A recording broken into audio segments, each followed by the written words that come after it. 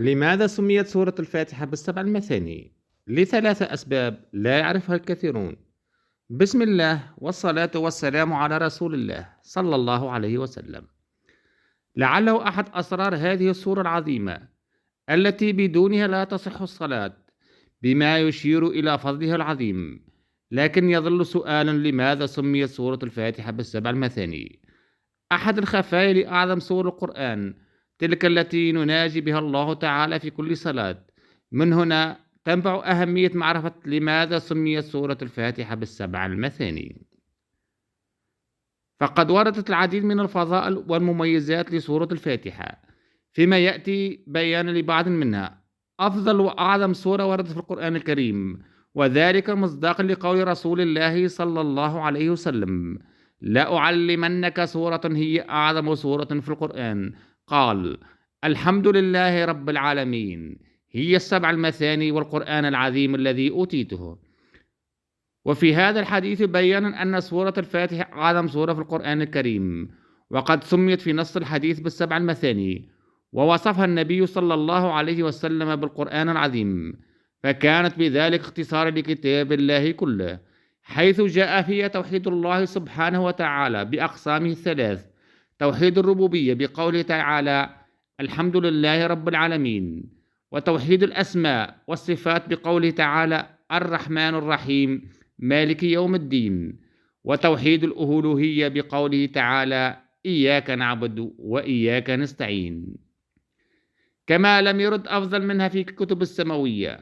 قال الرسول صلى الله عليه وسلم: والذي نفسي بيده، ما أنزل في التوراة ولا في الإنجيل ولا في الزبور ولا في الفرقان مثلها لسورة الفاتحة ميزة مهمة، إذ أنها تشتمل على معاني القرآن بشكل عام فيما يتعلق بالتوحيد والأحكام وأحكام الجزاء. لذلك سميت بأم القرآن وأم الكتاب، كما ورد عن النبي صلى الله عليه وسلم.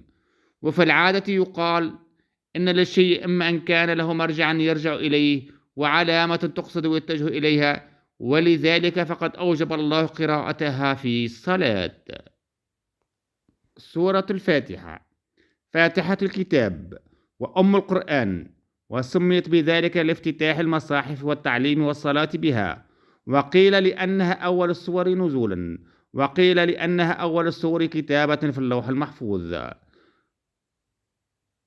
لأن حرمتها كحرمة القرآن كله، وقيل لأنها أفضل السور القرآن العظيم لاحتوائها على جميع معاني القرآن الكريم السبع المثاني، لأنها 7 آيات، وقيل لأن فيها 7 آداب، وقيل لأنها خالية من 7 أحرف، وهي الثاء والجيم والخاء والزاي والشين والضاء والفاء.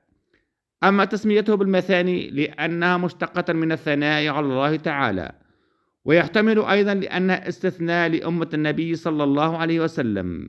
وجاء عن ابن جرير لأنها تثني في كل ركعة الوافية، وذكر صاحب الكشاف لأنها وافية بما في القرآن من معاني.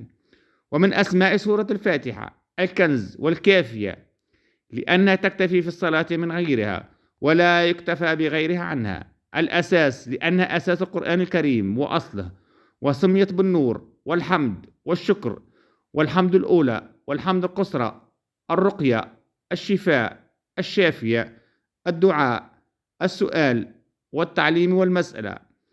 ومن أسماء سورة الفاتحة أيضا المناجاة والتفويض، ليريد قوله تعالى: إياك نعبد وإياك نستعين، فيها الصلاة لحديث النبي عليه الصلاة والسلام فيما يرويه عن الله تعالى قال: قسمت الصلاة بيني وبين عبدي. القول الثاني هي قول أبو عمرو الداني والقرطبي أن لسورة الفاتحة 12 اسما، وأشهر أسمائها 3: الفاتحة وأم الكتاب و7 المثاني. والله تعالى أعلم.